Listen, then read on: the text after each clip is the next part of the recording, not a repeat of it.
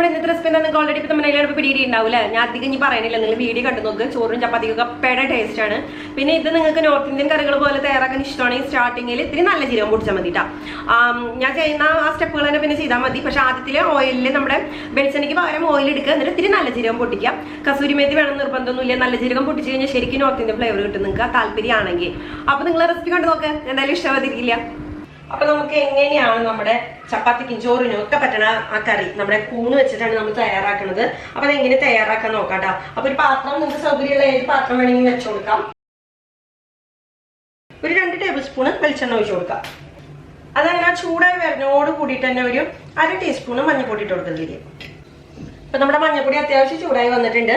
അതിലോട്ട് നമുക്ക് ഇഞ്ചി വെളുത്തുള്ളി വേപ്പലയാണ് കേട്ടോ ചേർത്ത് കൊടുക്കേണ്ടത്. പച്ചമുളകും ഞാൻ അളവ് പറഞ്ഞുതരാം. അതായത് ഒരു 1/2 ഇഞ്ച് കഷ്ണം ചെറിയൊരു പീസ് ഇഞ്ചി, ഒരു 3 അല്ലി വെളുത്തുള്ളി, പിന്നെ ഒരു 4 പച്ചമുളക്. ഇത്രയാണ് നമുക്ക് ചതച്ചിടേണ്ടത്. പിന്നെ കുറച്ച് കറിവേപ്പില. എന്താ പറയുക, ഇഞ്ചി വെള്ളുള്ളി കൂടരുത് കേട്ടോ. കാരണം ഈ മഷ്റൂമിലേക്ക് അധികം അങ്ങോട്ട് പിടിക്കില്ല സാധനം.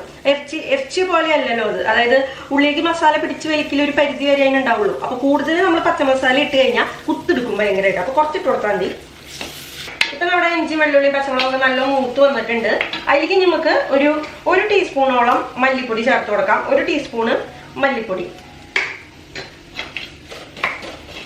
ഒരു 1/2 ടീസ്പൂണ് പേരിന് അധികം വേണ്ട മുളക് പൊടി, ഒരു 1/2 ടീസ്പൂണ്.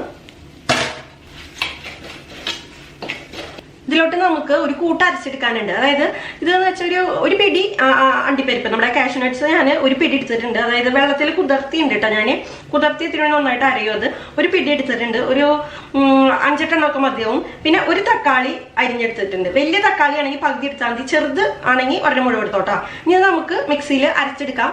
വെള്ളം ഒഴിക്കണമെന്നില്ല, ഈ തക്കാളിയിൽ നിന്ന് ജ്യൂസ് ഇറങ്ങും. എന്നിട്ട് നമുക്ക് നല്ല മഷി പോലെ ഇതൊന്ന് അരച്ചെടുക്കാം. ഇതിപ്പോ ഞാൻ നല്ല മഷി പോലെ അരച്ചെടുത്തിട്ടുണ്ട് നമ്മുടെ ആ കൂട്ട്. അത് നമ്മുടെ ഈ മിക്സിലേക്ക് ചേർത്ത് കൊടുക്കട്ടോ.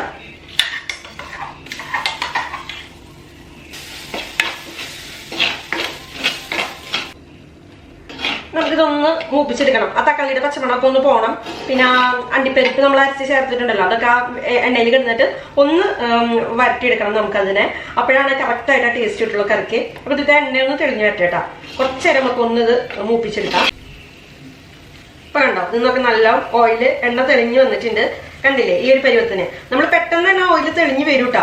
അപ്പൊ തന്നെ നിങ്ങൾ ബാക്കിയുള്ള സാധനങ്ങൾ ചേർക്കരുത്. ഒരു 2 മിനിറ്റ് ആ ഓയിൽ തെളിഞ്ഞു വന്നാലും ഒന്ന് ഇളക്കി കൊടുത്തിട്ട് ഒന്നുകൂടി മൂപ്പിച്ചോളൂ. ഇനി ഇതിലോട്ട് നമുക്ക് കഴുകി വൃത്തിയാക്കി നുറുക്കി വെച്ചിട്ടുള്ള നമ്മുടെ കൂണ് മഷ്റൂം ചേർത്ത് കൊടുക്കാം. ഇത് ഞാനിവിടെ 100 ഗ്രാം നമ്മുടെ കൂണാണ് എടുത്തേക്കുന്നത് കേട്ടോ. തീ ഒന്ന് കുറച്ച് വെച്ചോളൂ. ആവശ്യത്തിന് വേണ്ട ഉപ്പിട്ട് കൊടുക്കുക. ഇനി തീ കുറച്ച് വെച്ചോളൂ കേട്ടോ. തീരെ ലോവിൽ ഇടണം. ഇനി നമ്മളിതിലേക്ക് വേറെ വെള്ളമൊന്നും ചേർക്കണ്ട. നമ്മൾ ആ മഷ്റൂം കഴുകി എടുക്കുമ്പോൾ തന്നെ അതിൽ കുറച്ച് വെള്ളം ഉണ്ടാവും ഓൾറെഡി. അപ്പൊ അത് ഇറങ്ങിയിട്ട് അത് പോരെങ്കിൽ പിന്നെ നിങ്ങൾ വേണമെങ്കിൽ വേറെ എക്സ്ട്രാ ചേർത്ത് കൊടുത്താൽ മതി. ഒന്ന് നല്ലോണം മിക്സ് ചെയ്യാതെ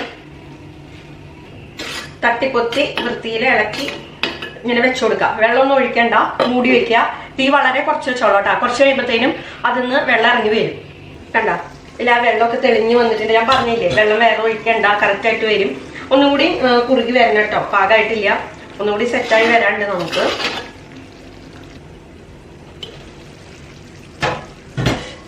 ഇത് എണ്ണയൊക്കെ തെളിഞ്ഞ് കുറുകി പാകമായിട്ട് വന്നിട്ടുണ്ട് കേട്ടോ. ഒരു നുള്ളു സ്വല്പം പഞ്ചസാര ഇട്ട് കൊടുക്കത്തിലോട്ട്. അതുപോലെ തന്നെ ഒരു 1/4 ടീസ്പൂണോളം, 1/2 ടീസ്പൂണൊന്നും വേണ്ട, ഒരു 1/4 ടീസ്പൂണ് ഗരം മസാല. ഇത്രയേ ഉള്ളൂ പണി. നിങ്ങൾക്ക് എന്താ പറയാ, മല്ലിയുടെ അല്ലില്ലേ നമ്മുടെ മല്ലിച്ചപ്പ്, അത് വേണമെങ്കിൽ നിങ്ങൾക്ക് ഇടാട്ടോ. അതൊക്കെ ഓരോരുത്തരുടെ ഇഷ്ടത്തിനനുസരിച്ച് ചേർക്കുക. പണി കഴിഞ്ഞു, ഇത്രയുള്ള പണി.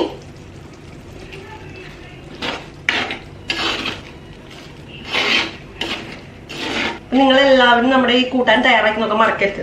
ചപ്പാത്തിക്ക് പെട ടേസ്റ്റാണ്. കാലത്ത് ബ്രേക്ക്ഫാസ്റ്റിന് തയ്യാറാക്കാം. വെള്ളപ്പത്തിനോ അതുപോലെ തന്നെ നൂലപ്പത്തിനൊക്കെ പെടയാണ്. അതുപോലെ ചോറിനും അതെ കഴിക്കാൻ നല്ല ടേസ്റ്റാണ്. അപ്പൊ തയ്യാറാക്കി നോക്കാൻ മറക്കരുത്.